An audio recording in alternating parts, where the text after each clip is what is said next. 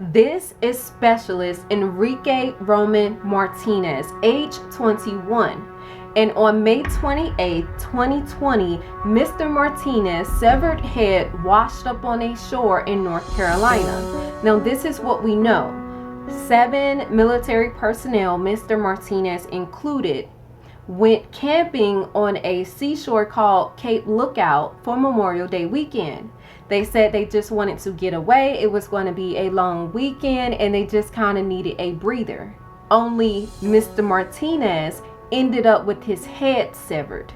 I'm going to let you guys take a listen to the 911 tape that Mr. Alex Becerra made on May 23rd. Here's the 911 tape.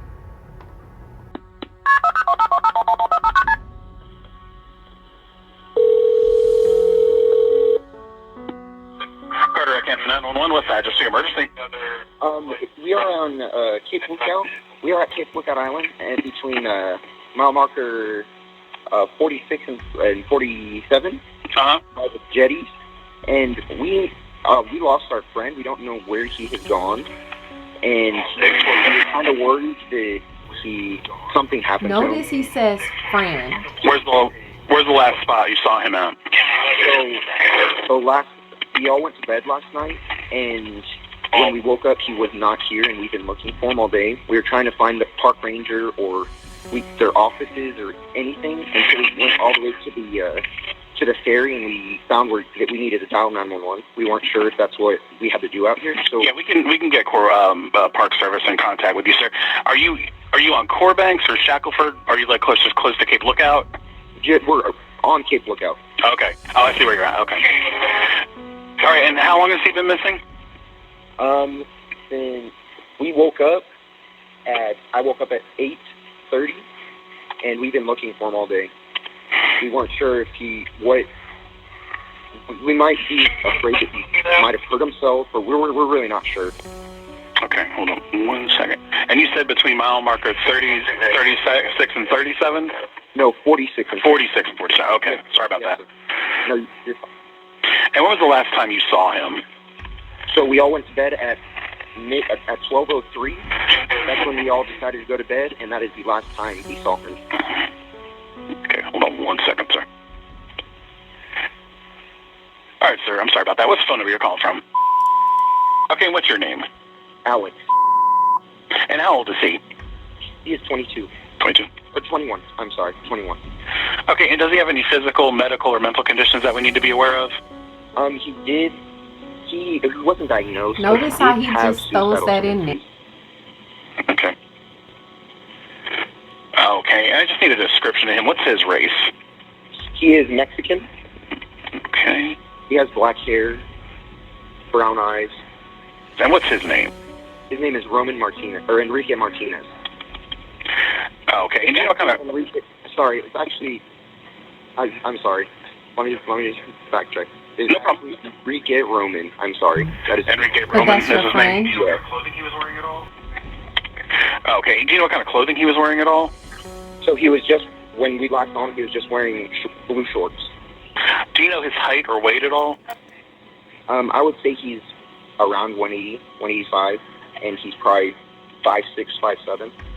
Okay, and was anybody last seen with him, or do you think he went off by himself? Oh, he had to have gone off by himself. Okay. Like I said, we all went to sleep. Okay, and he would have left on foot? Yes, that's the only way he had to. We only have 2 cars, and they're both still here. Okay. Do you know of anywhere he may have gone on the island at all? No clue. This is our first time being here, so I gotcha. We have no clue. Do you know if he took any personal items with him? We searched his tent, and everything is still there. He even left his phone in his wallet. Okay, so he doesn't have any trackable technology? Okay. No, sir. Do you know if he might have any weapons with him or anything? Negative. Okay. And then, did he leave any notes, letters, or threats or anything?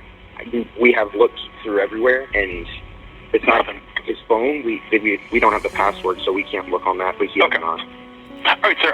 If you're able to, just try to find a recent photograph of him. We are getting in contact with Park Service to come make contact with you. If he does come back, just give us a call back immediately. Yes, sir. And that's it. I'm sorry, sir. That's okay. Thank you so much. But just let us know, and we are getting contact with Park Service. They may give you a call before they come out there and talk to you. So it may come from a blocked or restricted number, so just make sure you answer it. So the Yes, sir. park ranger arrives and asks more questions around 7:15. So this call is made about 6 p.m. Notice he says that Mr. Martinez has been missing since 8 o'clock that morning. So at this time, everybody starts looking. You know, park rangers, they're looking. It has made local news that a U.S. military soldier has gone missing. And it's important to note that Mr. Alex Becerra is the one who planned and organized the trip. So he says in the 911 tape that this is his first time out here. He's never been before, but he planned everything. And it's also funny that he says Mr. Martinez is his friend, but he got his height wrong. He got the weight wrong. He even couldn't spell his name. He couldn't get his name right. Remember when he said, what's his name? And he said Enrique. Then he said Martinez and Roman Martinez. Like, if that's your friend, how do you not know his name? How do you not know his correct height? I mean, things like that, I feel like friends speak on.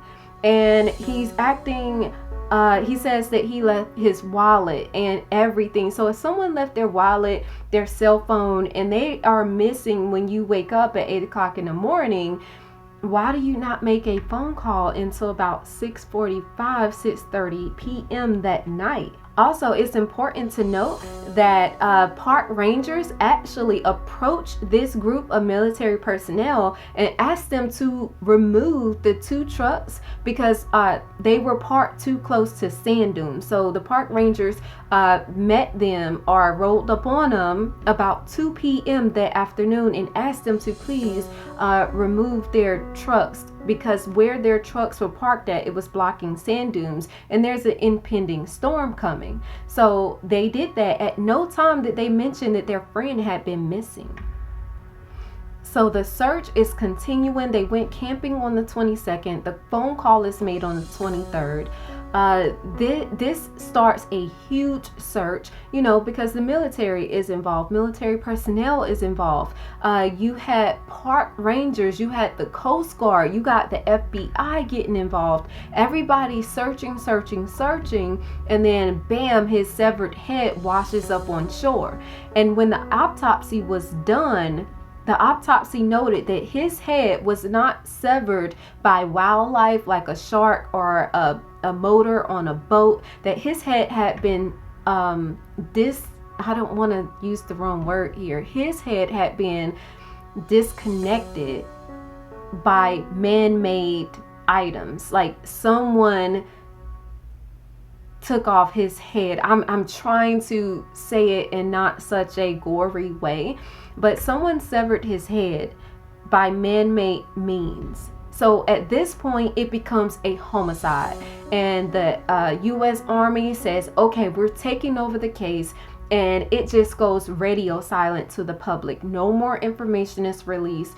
The military actually sends back Mr. Martinez's head to his family after they have confirmed through dental records that this indeed is Mr. Martinez. The autopsy revealed that, you know, his head was severed by man-made items. They sent the head back home to his family in California. At that point, the family does a memorial service and they bury their loved one. A few months later, the FBI and the military worked together to exhume his head and have a second autopsy done. And that second autopsy also reveals that this was not a wildlife, a shark attack, or anything like this, that in fact his head had been severed by man-made means. They never released that second autopsy to the public because they didn't want to make a big fuss about it, and the military kind of just wanted this to go away.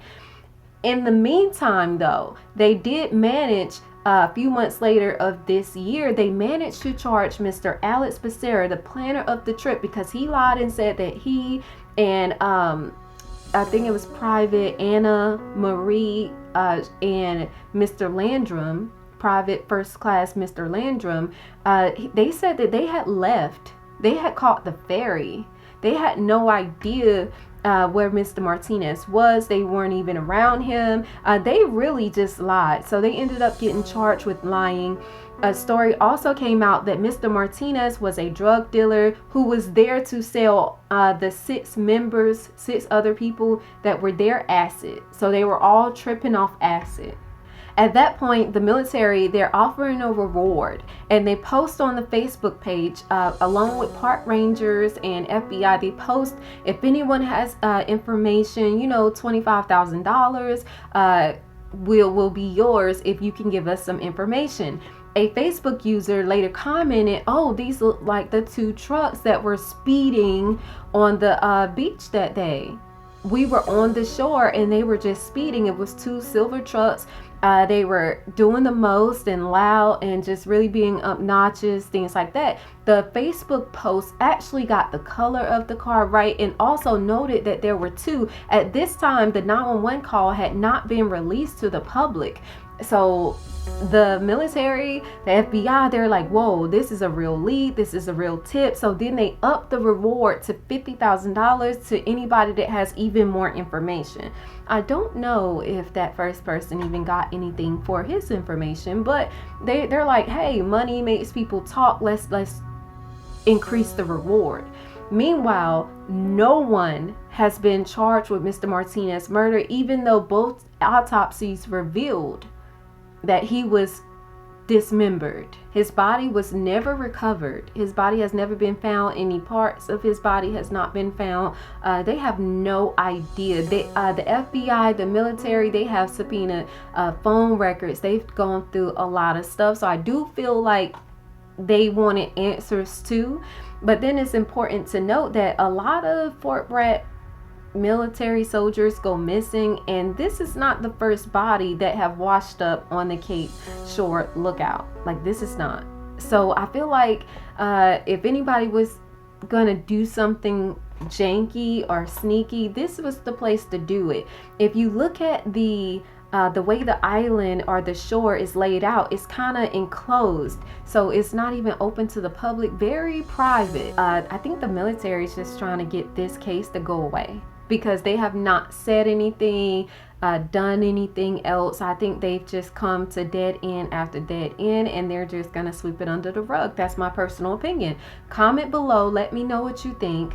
I guess we'll never know what happened to Mr. Enrique Roman Martinez. I don't think we're ever gonna get those answers, and I feel bad for his family because they're never gonna get those answers.